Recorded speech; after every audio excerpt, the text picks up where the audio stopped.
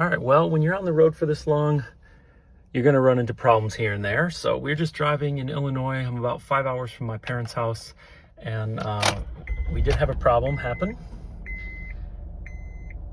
If you look over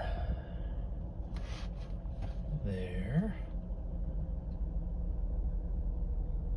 as soon as the engine control module wakes up, starts to monitor the crankshaft velocity via the crankshaft position sensor, and it basically can know at which point of the crankshaft position should each cylinder be firing, and it monitors that window. In this case, for every 2 revolutions of the crankshaft, you'd have 6 cylinders firing. And so you take the crankshaft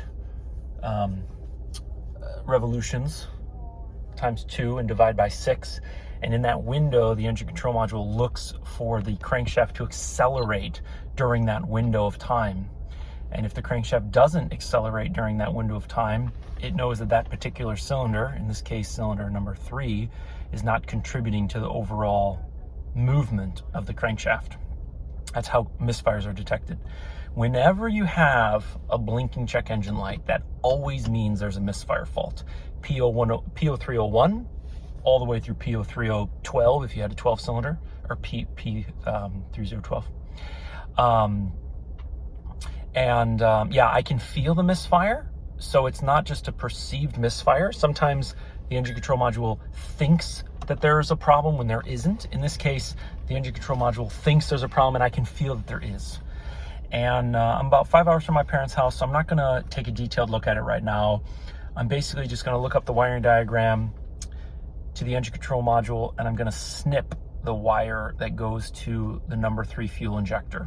And the reason I'm doing that is because over the next 5 hours, if I just drive with it like it is, the fuel injector is gonna continue to inject fuel into the cylinder, and the cylinder isn't firing, and so that fuel will basically go out the exhaust.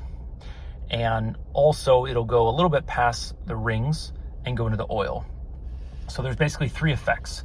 The first is that you waste gasoline and pollute the environment, and you make your catalytic converter work much harder because you're dumping raw fuel into the exhaust.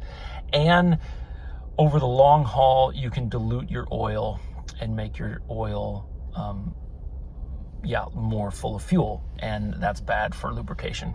So if I had more time and if I had tools, I would go through the diagnosis to find out if it's ignition related, fuel related, or mechanically engine related. But I don't really want to do this on the side of the road and buy tools and things like that and let my family just sit here in the heat. So I'm gonna get back to civilization and take a look at it at my parents' house, and I'll let you know what it is later. But don't panic. What I would suggest is, if you don't know what to do, call someone. Call someone you know, call someone you trust.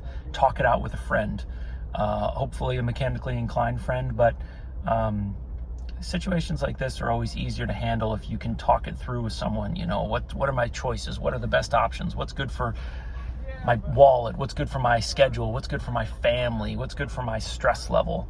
And call someone that you know and trust, maybe who's older than you, who's been through something like this before, and talk it through with them. In my case, I'm a mechanic, so I don't have to call anyone. I just have a good idea of what to do. But yeah, if you're going to go on an adventure like this, you should expect things to fail you, things to break to some extent, and that's part of the adventure. So that's my story.